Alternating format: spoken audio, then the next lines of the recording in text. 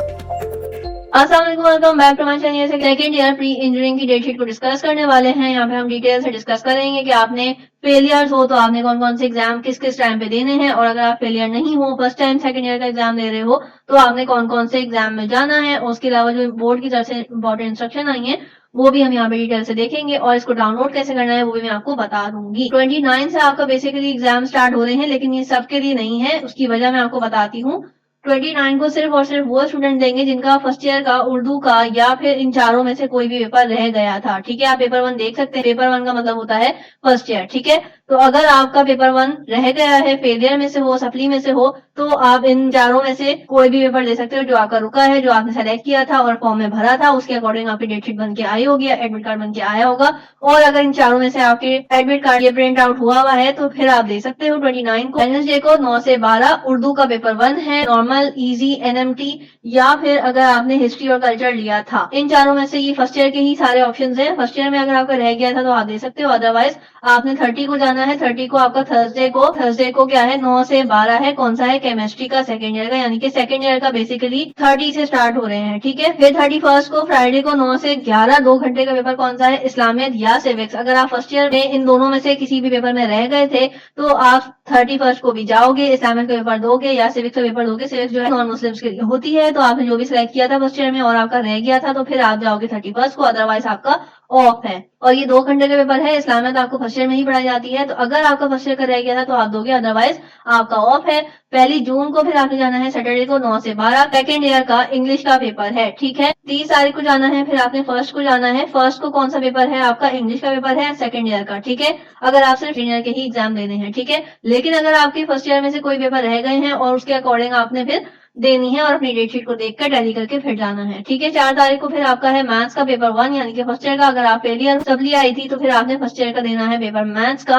कब देना है, 4 तारीख को। ठीक है, इसके अलावा फिर आपने जाना है 5 तारीख को वेडनेसडे को 9 से 12 मैथ्स का सेकंड ईयर का पेपर है, और ये आपने देना है 5 तारीख को। ठीक है, आई होप कि आपको ये बातें भी क्लियर हो गई होंगी। उसके अलावा हमारे पास यहाँ पे है 6 तारीख को केमिस्ट्री का पेपर 9 से 12 फर्स्ट ईयर का। अगर आप फेलियर हो तो आपने पेपर देना है, अदरवाइज आपका ऑफ है। 10 तारीख को हमारे पास किसका पेपर है, 9 से 12 इंग्लिश का फर्स्ट ईयर का पेपर है। अगर आप फर्स्ट ईयर की सप्ली आई थी, फेलियर हो, तो आप यहाँ पे इंग्लिश का पेपर दे सकते हो 9 से 12 जाके, अदरवाइज आपका ऑफ है। ठीक है, नॉर्मल और एडवांस ये आपने देख लेना है। जो भी आपने सिलेक्ट किया था वो आपके डेटशीट पे, एडमिट कार्ड पे प्रिंट आउट हुआ होगा।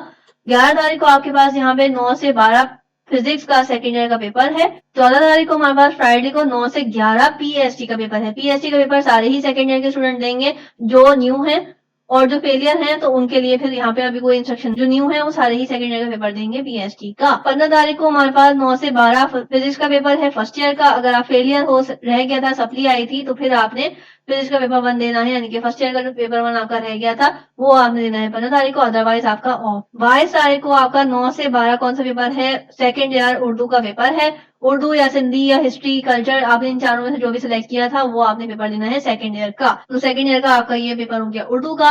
तो आई होप कि आपको क्लियर हो गया होगा। अब देख लेते हैं जो इंस्ट्रक्शन हमारे पास मौजूद है। बोर्ड की तरफ से बहुत इंपॉर्टेंट इंस्ट्रक्शन होती है। इम्तिहानी मरकज में मोबाइल फोन, इलेक्ट्रॉनिक डिवाइस, किसी भी किस्म का नकल का मवाद लाना कानूनन जुर्म है, और इस सूरत में आपके खिलाफ कानूनी कार्रवाई की जाएगी और तलबा और तालिबात को 3 साल तक, और तालिबात को एग्जाम देने से 3 साल तक रोक दिया जाएगा। इम्तिहानी मरकज में नकल करना, करवाना और मरकज तब्दील करना अपनी मर्जी से कानूनन जुर्म है। इम्तिहानी मरकज के अतराफ दफा 144 नाफिज होगी और गैर मुतालिका अफराद का आना ममनू है। ठीक है, असल उम्मीदवार की जगह दूसरे उम्मीदवार का देना, इम्तिहान देना नाकाबिले मुआफी जुर्म है। ऐसे शख्स को कानून के मुताबिक सजा दी जाएगी। तलबा तालिबात वक्त की पाबंदी करें और इम्तिहानी मरकज पर वक्त से पहले पहुंचने यकीन दहानी करें। इसकी वजह यह है कि आपने सबसे पहले आपने क्या करना है कि अपना सेंटर देख के आना है, क्योंकि अब ये कर रहे हैं कि सेंटर जो है वो काफी ज्यादा डिफरेंट एरियाज में दूर दूर डाल रहे हैं, ऐसी सोसाइटीज में डाल रहे हैं जिसका आपको पता ही नहीं है। आपने लाजमी तौर पर अपना एग्जाम सेंटर एक दिन पहले देख कर आना है और आपने कंफर्म भी कर लेना है। सिर्फ आपने सोसाइटी का पता नहीं लगाना, बल्कि अपने सेंटर का भी देख कर आना है, क्योंकि अक्सर जो है वो सेंटर्स के नाम सेम होते हैं और आपको कंफ्यूजन होती है जब आप एग्जाम देने जाते हो सुबह, और आपको ढूंढने में टाइम लग जाता है। और बोर्ड ने क्लियरली बोल दिया है कि अगर आप आधे घंटे से लेट आए तो आपको एग्जाम नहीं देने दिया जाएगा, आप फेलियर और